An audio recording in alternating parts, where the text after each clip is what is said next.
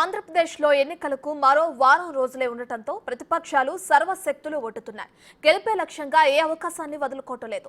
ఈ క్రమంలోనే ప్రతిపక్ష పార్టీలు ల్యాండ్ టైటిలింగ్ యాక్ట్ పై తీవ్ర ఆరోపణలు చేస్తున్నాయి. ఇక ఈ చట్టం వస్తే భూములు పోతాయని తీవ్ర స్థాయిలో ప్రజలను భయాందోళనకు గురిచేస్తున్నాయి. మరోవైపు ప్రభుత్వం మాత్రం ఈ ల్యాండ్ టైటిలింగ్ యాక్ట్ తో భూ యజమానులకు మరింత ఖచ్చితమైన భరోసా వస్తుందని చెబుతోంది.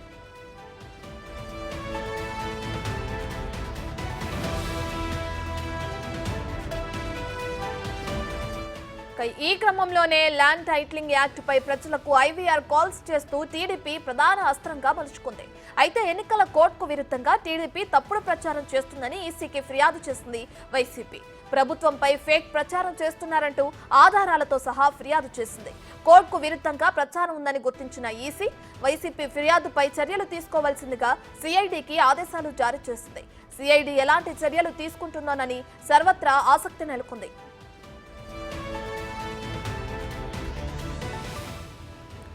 జగన్ తెచ్చిన ల్యాండ్ టైటిలింగ్ యాక్ట్ వల్ల ప్రజల ఆస్తి పత్రాలన్నీ ఆయన దగ్గర ఉంటాయని చంద్రబాబు ఆరోపిస్తున్నారు. వాటిని తాకట్టు పెట్టి అప్పులు తెచ్చుకుంటారని, అడిగే హక్కు కూడా ప్రజలకు ఉండదంటూ చంద్రబాబు ప్రచారం హోరెత్తిస్తున్నారు. ఇక ల్యాండ్ టైటిలింగ్ యాక్ట్ రాబోయే రోజుల్లో పెద్ద సంస్కరణ అవుతుందని సీఎం జగన్ అంటున్నారు. భూములపై హక్కుదారులకి సంపూర్ణ హక్కులు కల్పిస్తూ ఆ భూమిపై ఎలాంటి వివాదం లేదని ప్రభుత్వం గ్యారంటీ ఇస్తూ సంస్కరణ తీసుకురావాలనేదే తన ఆలోచన అని జగన్ తెలిపారు.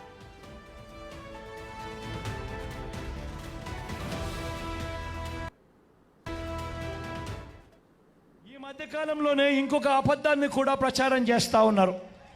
ల్యాండ్ టైటిలింగ్ యాక్ట్ మీద ప్రచారం చేస్తూ ఉన్నారు. మీ ఇంటికంతా ఫోన్లు కూడా చేస్తూ ఉన్నారు. మీ అందరికీ కూడా ఐవీఆర్ఎస్ ద్వారా ఫోన్లు కూడా చేసి మీ భూములన్నీ జగన్ లాక్కుంటాడు అని చెప్పి ప్రచారం చేస్తూ ఉన్నాడు. నేను అడుగుతా ఉన్నా, ఇంత దిక్కుమాలిన రాజకీయాలు చేస్తూ ఉన్న ఈ చంద్రబాబు, నువ్వు అసలు మనిషివేనా అని అడుగుతా ఉన్నాడు మీ బిడ్డ. ఈ సందర్భంగా మీ జగన్, మీ బిడ్డ భూములు ఇచ్చేవాడే కానీ భూములు లాక్కునేవాడు కాదు. మీ బిడ్డ ఫోటో ఉంది, ఎవరి ఫోటో ఉంది, దీని మీద ఏమి రాసింది? జగనన్న భూ హక్కు చట్టం. జగన్ మీకు భూమి ఇచ్చాడంట. మీ తాత ఇచ్చాడా? జగన్ తాత ఇచ్చాడా మీకు? మీ నాన్న ఇచ్చాడా? జగన్ నాన్న ఇచ్చాడా మీకు? రోషం రాలా, కోపం రాలా? వస్తే ఏం చేయాలి? ఏం చేయాలి? దీన్ని చించి చిత్తుగా చేసి ఎక్కడ పారేయాలి? ఎక్కడ పారేయాలి? డస్ట్బిన్ లో పారేయాలి. 100 సంవత్సరాల తర్వాత అప్పుడెప్పుడో బ్రిటిషర్లు సర్వే చేశారు. దాని తర్వాత ఈ దేశంలో కానీ ఈ రాష్ట్రంలో కానీ సర్వేలు మళ్ళీ చేసే పరిస్థితి లేదు. ఈరోజు మొట్టమొదటిసారిగా మీ బిడ్డ గ్రామ సచివాలయాలు తీసుకొని వచ్చి అందులో ఏకంగా 15,000 సర్వేయర్లను కూడా అందులో పెట్టి ఈరోజు మీ బిడ్డ 100 సంవత్సరాల క్రిందట జరిగిన సర్వేను మళ్ళీ మీ బిడ్డ ప్రతి ఎకరాను కూడా సర్వే చేయిస్తా ఉన్నాడు. రైతుల కోసం సర్వే చేయించడమే కాకుండా వాటికి సంబంధించిన సరిహద్దు రాళ్లను పెట్టిస్తా ఉన్నాడు. రికార్డులన్నీ అప్డేట్ చేయిస్తా ఉన్నాడు. సబ్ డివిజన్ చేయిస్తా ఉన్నాడు. ఎక్కడ పెట్టారు తెలుసా? దీన్ని అమెరికాలో ఒక బినామీ కంపెనీ క్రిటికల్ రివర్ టెక్నాలజీ అని ఆ కంపెనీ మీ రికార్డు మెయింటైన్ చేస్తుందంట. అది జగన్ కంపెనీ. అందులో మీ రికార్డు తారుమారు చేస్తే మీరు గింజుకున్నా జరిగేదేమీ లేదు తమ్ముళ్ళు. చట్టం అమల్లోకి వచ్చేసి తెలుసా మీకు? అప్పుడే అమల్లోకి వచ్చేసింది. ఇది మీరు చూస్తే 1 నవంబర్ 2023 నుంచి ఈ చట్టాన్ని అమలు చేస్తామని చెప్పారు.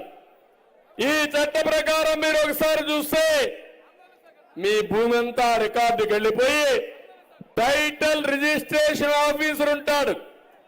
భూమి నీది, జగన్మోహన్ రెడ్డి బినామీ ఒకటి పెడితే వాడు ఎవరి పేరు పెడితే వాడిదే ఆ భూమి.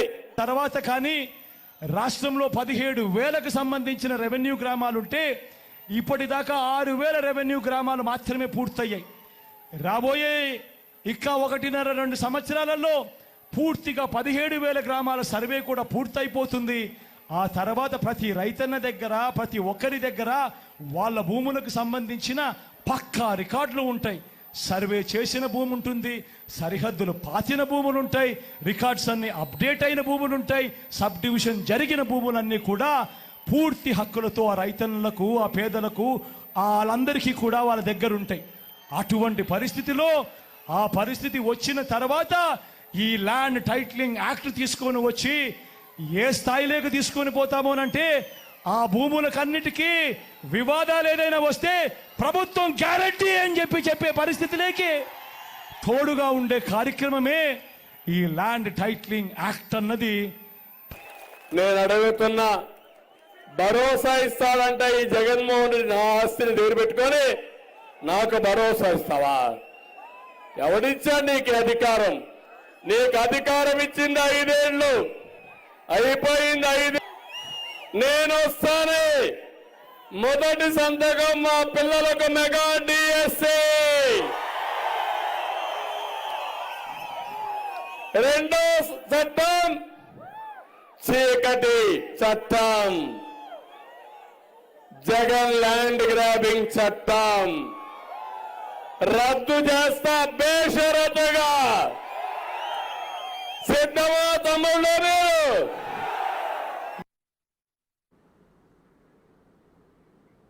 రైట్, ఇదే అంశానికి సంబంధించి మరింత సమాచారాన్ని మా ప్రతినిధి శివ లైవ్ లో అందిస్తారు, ఫోన్ ఇన్ లో అందిస్తారు. సో శివ, ఇప్పటికే చూసుకుంటే అటు ఏపీ రాజకీయాల్లో ల్యాండ్ టైటిలింగ్ యాక్ట్ అనేది హాట్ టాపిక్ గా మారింది. దీనికి సంబంధించి అటు ప్రతిపక్షాలు, అధికార పక్షం కూడా ఒకరిపైన ఒకరు ఆరోపణలు చేసుకోవడం కూడా మనం చూస్తూనే ఉన్నాం. అంటే దీనికి సంబంధించి తప్పుడు ఆరోపణలు చేస్తున్నారంటూ అటు టీడీపీ చంద్రబాబు నాయుడు మీద కూడా వైసీపీ ప్రభుత్వం నేతలు కూడా ఈసీకి కంప్లైంట్ ఇవ్వడం జరిగింది. దీనికి సంబంధించి సిఐడి ఎటువంటి చర్యలు తీసుకోనుంది శివ? మొత్తం మీద చూసుకుంటే ఆంధ్రప్రదేశ్ లో ల్యాండ్ టైటిల్ యాక్ట్ కి సంబంధించి కూడా అధికార ప్రతిపక్షాలు ఒకరిపై ఒకరు ఫిర్యాదులు, విమర్శలు, ప్రతి విమర్శలు. పేదల భూములు కబ్జా చేయడానికి ముఖ్యమంత్రి జగన్మోహన్ రెడ్డి ప్రయత్నిస్తున్నారని చంద్రబాబు ఆరోపిస్తే అసలు ల్యాండ్ టైటిల్ యాక్ట్ చట్టం నీకు తెలుసా అని చెప్పి జగన్మోహన్ రెడ్డి ప్రతి విమర్శ చేస్తున్న పరిస్థితి కనిపిస్తోంది. ప్రస్తుతం తెలుగుదేశం పార్టీ కావాలనే ఫేక్ వీడియోల ద్వారా కూడా కొన్ని ఫేక్ ఆడియో కాల్స్ ని ప్రచారం చేస్తూ వైఎస్ఆర్సీపీని కావాలనే ఇబ్బందులు పాలు చేస్తూ ఎన్నికల కోడ్ ఉల్లంఘిస్తుందని చెప్పి రాష్ట్ర ఎన్నికల కమిషనర్ కి ఫిర్యాదు చేయడం జరిగింది. ఫిర్యాదుపై విచారణ చేపట్టిన ఎన్నికల సంఘం ఆడియోలు అలాగే వీడియోలకు సంబంధించి కొన్ని కావాలనే చేస్తున్నట్లు కూడా గుర్తించింది. దీనిపై కూడా వెంటనే విచారణ చేపట్టాలని చెప్పి ఏపీ సిఐడికి ఆదేశాలు జారీ చేసింది. అయితే దీనికి సంబంధించి కూడా టీడీపీ చాలా సీరియస్ గానే వ్యవహరిస్తా ఉంది. ల్యాండ్ చట్టం యాక్ట్ కి సంబంధించి కూడా బొత్స సత్యనారాయణ అలాగే అసెంబ్లీలో జరిగిన తీర్మానానికి సంబంధించి 2 కాపీలను కూడా తాము సిఐడి ఎదుట ప్రవేశపెడతాం. అసెంబ్లీలో దేశవ్యాప్తంగా చూస్తున్న సమయంలోనే అసెంబ్లీలో బిల్లు ఆమోదం తెలిపింది. దానికి సంబంధించి స్పీకర్ కూడా దీంట్లో ప్రథమ బాధ్యుడు అవుతాడని చెప్పి కూడా టీడీపీ ఆరోపిస్తున్నారు. రెండో దానికి సంబంధించి ల్యాండ్ టైటిల్ యాక్ట్ వివాదం జరుగుతున్న నేపథ్యంలో నిన్నగాక మొన్న మంత్రి బొత్స సత్యనారాయణ మీడియాతో మాట్లాడుతూ కూడా ఇంకా చట్టం కాని భూమిని ఎలా రద్దు చేస్తారని చెప్పి కూడా ఆయన ప్రశ్నించారు. అంటే ఏదైతే అసెంబ్లీలో బిల్లు పాస్ అయింది కానీ ఆ తర్వాత దీనికి సంబంధించి కూడా పూర్తి స్థాయిలో చట్టం కాదంటే దీనికి గజెట్ పడలేదు. ఒక చట్టం అయిన తర్వాత అసెంబ్లీలో తీర్మానం జరిగిన తర్వాత కేంద్ర ప్రభుత్వం నుంచి గవర్నర్ నుంచి కూడా ఆమోదం పొందాలి. ఆమోదం పొందిన తర్వాత మాత్రమే ఇది చట్టమయ్యే పరిస్థితి ఉంటుంది. సో చట్టంగాన్ని ఏ విధంగా అమలు చేస్తారని చెప్పి కూడా బొత్స వ్యాఖ్యలు. సో ఈ 2 వ్యాఖ్యల్ని, ఈ రెండింటిని వీడియోలను కూడా తాము సిఐడికి ఎన్నికల కమిషనర్కి ఇస్తాం. అలాగే వన్ సైడ్ వాదనలు విని అలాగే ఏ విధంగా సిఐడి విచారణకి ఎన్నికల కమిషన్ ఆదేశిస్తుందంటూ కూడా దీనిపై కూడా కేంద్ర ఎన్నికల సంఘానికి ఫిర్యాదు చేయాలని చెప్పి కూడా ఇప్పటికే టీడీపీ న్యాయ నిపుణులతో సంప్రదింపులు జరుపుకున్నట్లు కూడా తెలుస్తా ఉంది. ఇవాళ రేపట్లో కేంద్ర ఎన్నికల సంఘానికి కూడా తెలుగుదేశం పార్టీ ఫిర్యాదు చేయబోతాం. సో మొత్తానికి సిఐడికి సంబంధించి ఏదైతే విచారణకు సంబంధించి ఎవరెవరిని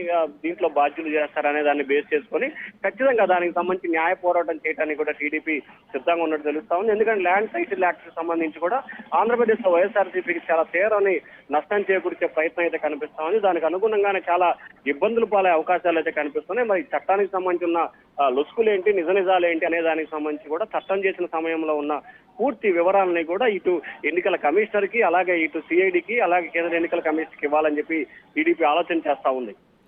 రైట్ శివ, అయితే ఏదైతే ల్యాండ్ టైటిలింగ్ యాక్ట్ అనేది తెరపైకి వచ్చిందో ఈ చట్టాన్ని జగన్ ప్రభుత్వం తీసుకొస్తున్న క్రమంలో అసలు ఈ చట్టం దేశంలో ఇంకా ఎన్ని రాష్ట్రాల్లో అమలవుతుంది శివ?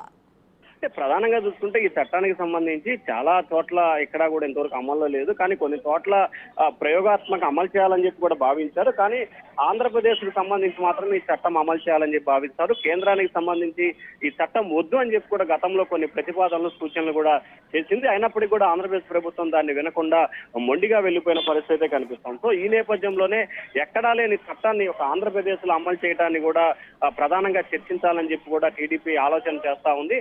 అలాగే దీనికి సంబంధించి కేంద్రం ఏదైతే దీనికి సంబంధించిన మార్పులు సూచనలు చేస్తూ ఈ చట్టం అమలు చేయొద్దు అంటూ కూడా గతంలో చేసిన ప్రతిపాదనలు కూడా సిఐడికి అలాగే ఎన్నికల కమిషన్కి ఇవ్వాలని చెప్పి టీడీపీ ఆలోచన చేస్తా ఉంది. సో ఎక్కడా లేని చట్టం ఒక ఆంధ్రప్రదేశ్ లోనే పెట్టి రైతులని అలాగే ఎవరైతే భూమి హోల్డర్స్ ఉన్నారో వారందరి భూములకి ప్రభుత్వం హక్కు కల్పించే విధంగా ఏ విధంగా వ్యవహరిస్తారని చెప్పి కూడా ప్రధానంగా చర్చ అయితే కొనసాగుతోంది. మరి చూడాలి దీనికి సంబంధించి సిఐడి ఏ విధంగా ముందుకెళ్లబోతోంది, సిఐడి వ్యవహార శైలి ఏ విధంగా ఉండబోతుంది అనే దానికి సంబంధించి కూడా క్లారిటీ వచ్చే అవకాశాలు అయితే కనిపిస్తా ఉన్నాయి.